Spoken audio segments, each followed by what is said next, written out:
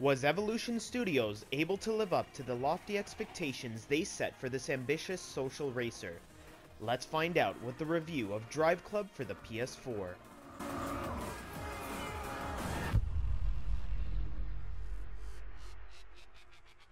From the team that brought us the MotorStorm series comes this exclusive PS4 driving game which melds both simulation and arcade racing.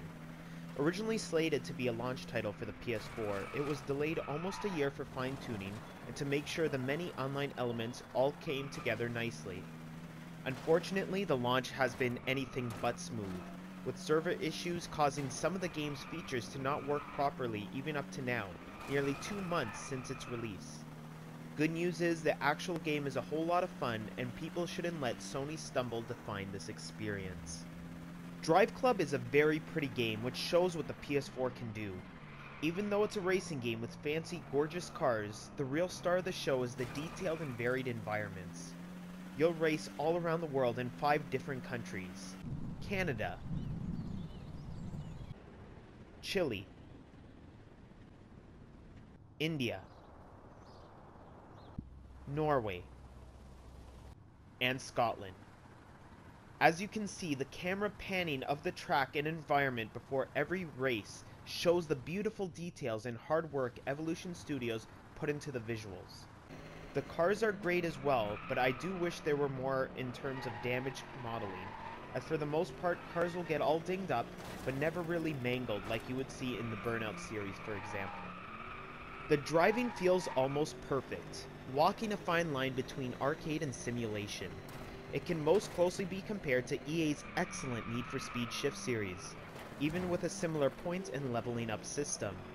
Clean driving is rewarded with XP, or fame as the game calls it, and dirty driving is penalized with fame being taken away, or in extreme cases such as cutting a corner, your car will be slowed down for a second or two. This system might prove to be frustrating for some, but I welcome it, as winning a race in a fair manner has a very satisfying feeling that many other racing games simply can't match.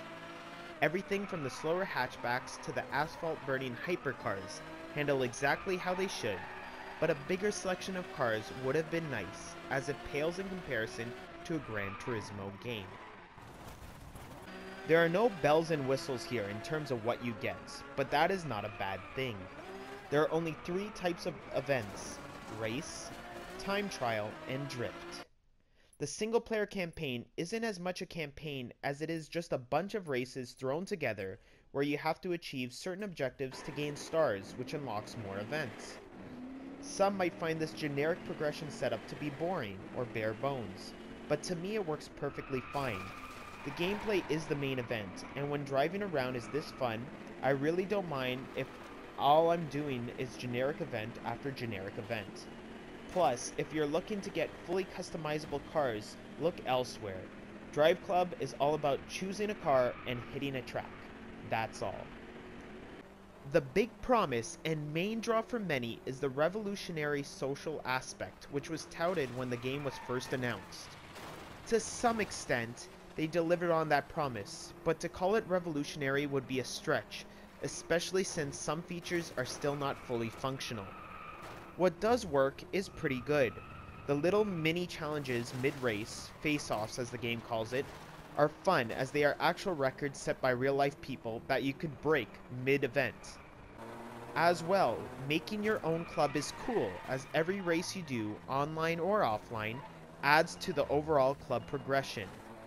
You can create a logo for your club and work together to achieve certain accolades. Unfortunately, sending certain challenges to other players and clubs is currently not working due to server issues. Hopefully that gets fixed soon, as it will make the online aspect even more enjoyable. Overall, Driveclub is a great racing experience despite all of its faults. It isn't anywhere close to being revolutionary as it portrays itself to be, but at its core is a very solid and enjoyable racer.